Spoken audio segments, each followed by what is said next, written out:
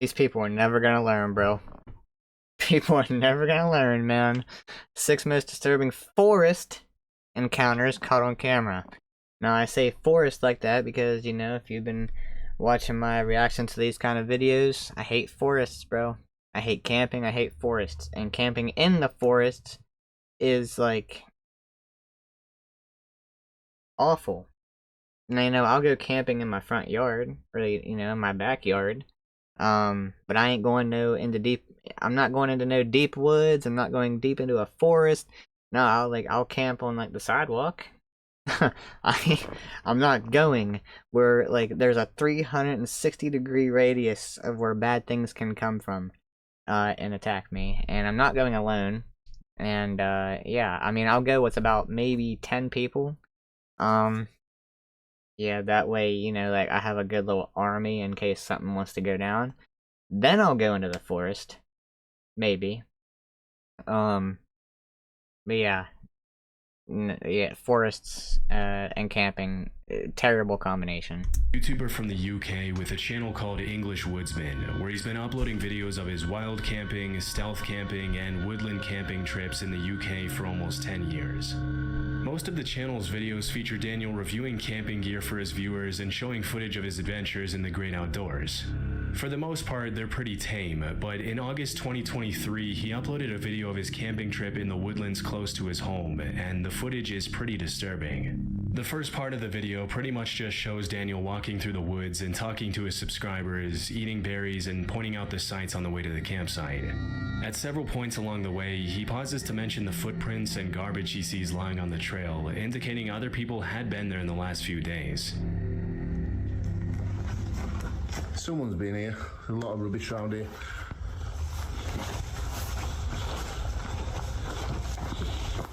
Yeah, look at the state of this. Does get used, doesn't it? After about a 20-minute walk, he sits down in a clearing where he plans to set up camp for the night and leans back on a tree to eat his noodles as he talks to the camera. It's not until around 25 minutes into the video that things start to get seriously disturbing for Daniel. I'm going to be out Friday night, but I'm going away Saturday, so I've got a bit of a drive as well, so I didn't want to be tired, and it's going to throw it down Friday night as well, and rain camping is really good.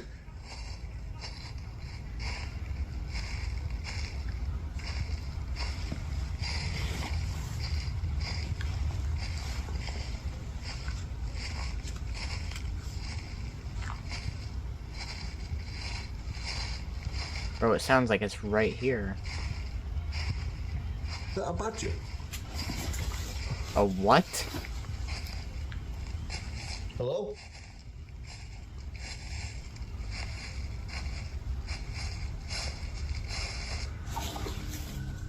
Even though some pretty human-like footsteps could be heard right behind Daniel, as soon as he turns around to scan his environment, there's nobody in sight. What's most disturbing is that as soon as he turned around and yelled hello, the footsteps immediately stopped.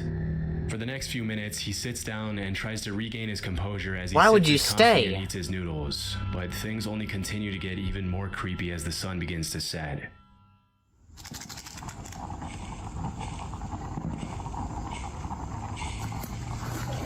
Just saying, anything that happens to this guy, you know, you brought it on yourself at this point, man. You should have left. You should have never been in the first place, but, yeah, you heard the footsteps the first time, you know, something's weird. They didn't answer you when you said hello. They stopped walking as soon as you did say that. Yeah, that's not a good sign. So anything that happens to you now, you know, you could have prevented it.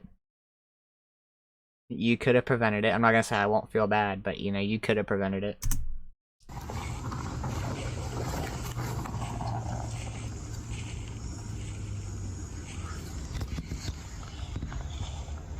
There's that noise again now.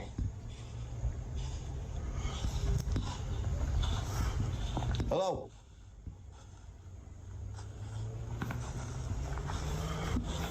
Hello? You got to better hear that. There's nobody here. Yeah, you'd be able to see them. That's like About regular 40 minutes walking. into the video, the footstep noises can be heard again, and this time it sounds like they're getting closer to Daniel. By this point, most people would have hightailed it out of there without any hesitation, but Daniel decides to sit back down to finish his dinner as he tries to calm his nerves for the second time. Amazingly, a few minutes later, it almost seems like he completely forgets about the footsteps and manages to think about less disturbing things, which is honestly pretty impressive. But as darkness sets in, the eerie footsteps start up again. You don't even have a tent. Oh, whoa. You don't even have a tent? Brother, y'all have some... Y'all are some brave mother effers, bro. Let me tell you. I can't even fathom doing that shit, bro.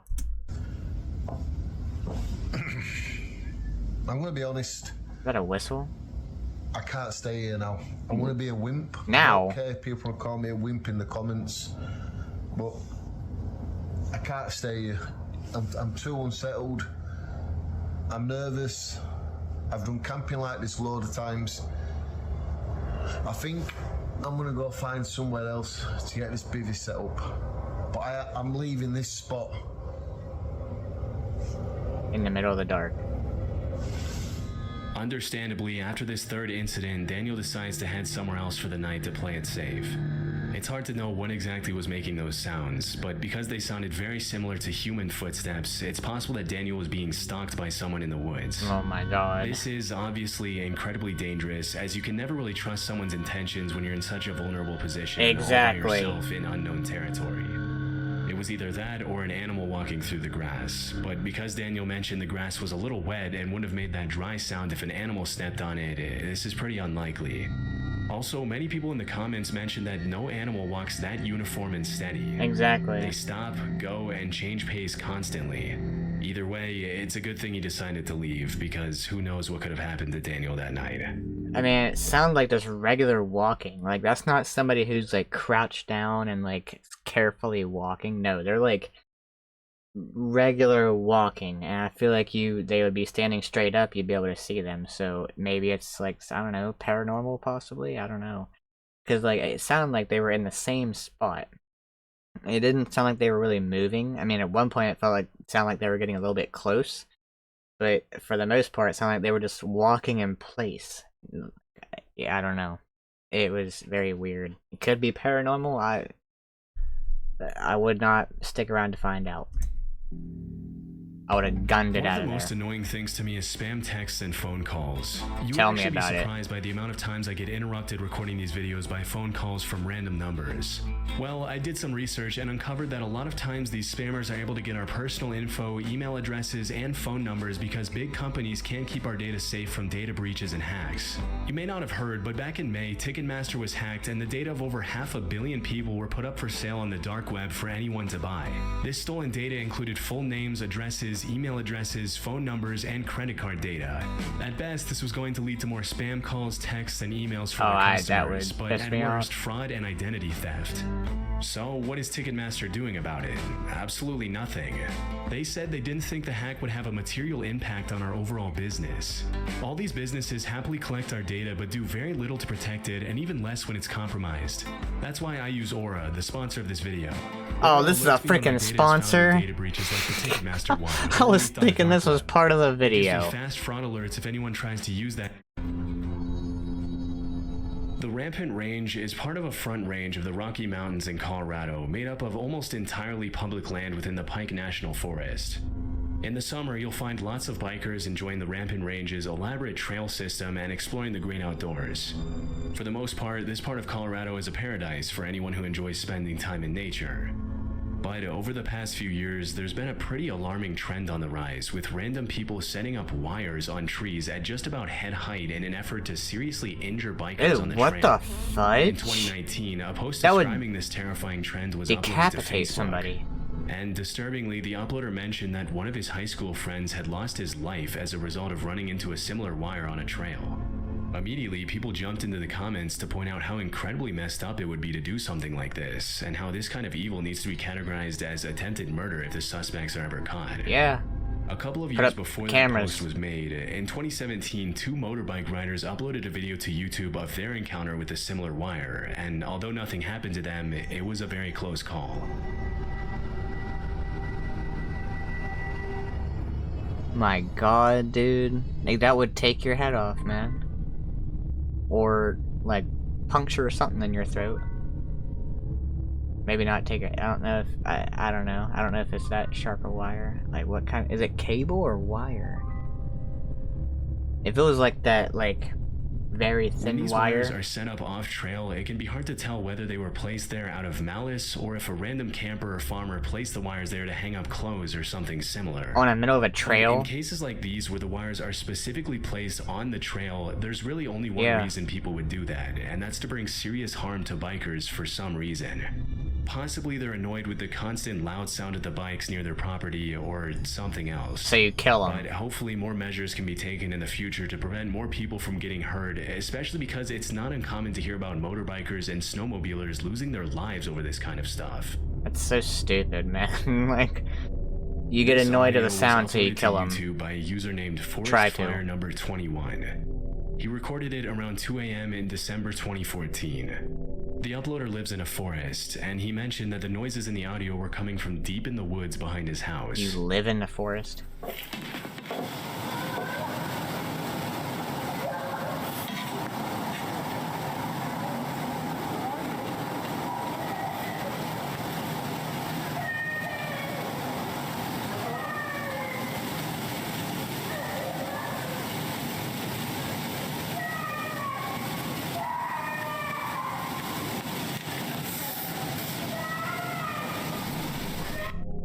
It's hard to make out what the child is yelling, but after listening closely, several users jumped in the comments to point out that you can also hear an adult voice yelling, "Where are you?" Oh, I got chills. In addition to the young female voice making most of the noise, this quieter, more subtle male voice that can also be heard in the audio only makes the whole incident that much more disturbing. Near the end of the video, the uploader mentions that after that night, he checked the news every day to see if he could find some explanation for the screams, but he never did. The fact that the screaming was captured at around 2 a.m. in the freezing cold weather and in the middle of the woods indicates that the uploader could have genuinely recorded something pretty sinister taking place that night.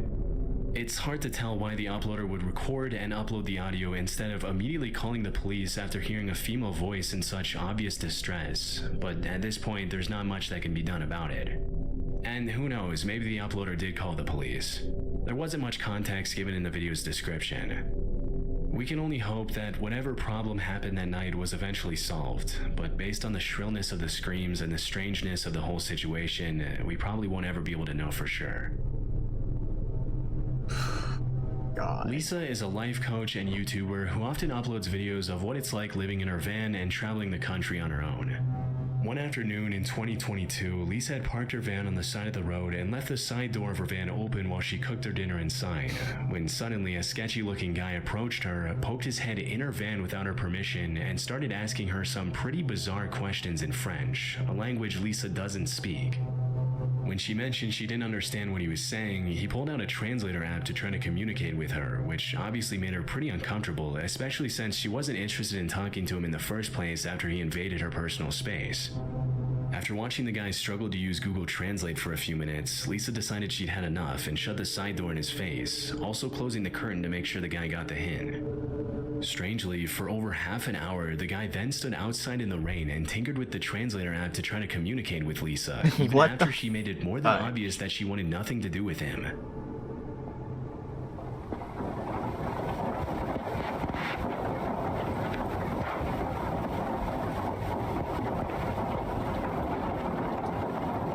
He's standing out there in the rain. And he's looking into the van, too. He just moved even closer so that I can't move out and so that I can't go forward. Call the cops.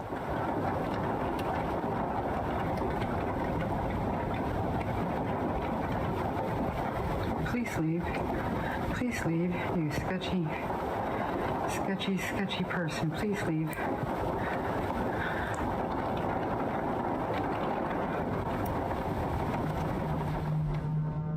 With a very shady demeanor, the man snuck into the bushes and pretty much just stalked Lisa from a distance, as if he thought she couldn't see him. As the sun began to set, Lisa kept an eye on the guy outside to make sure he didn't try to get close to her again, but the man just kept on bringing his car closer to her van and blocking her exit in different ways for more than half an hour. This guy is really starting to freak me out.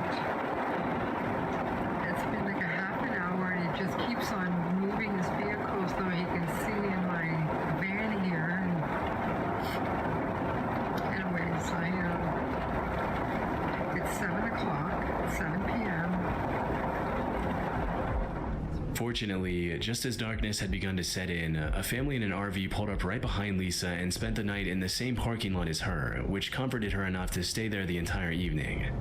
Disturbingly, the guy left soon after the other family arrived, but came back about 3 hours later in the dead of night to check if Lisa was still there. Wow, When he bro. saw the other family in the RV was also still in the parking lot, he left and didn't come back. The next morning, Lisa left early and never saw the guy again.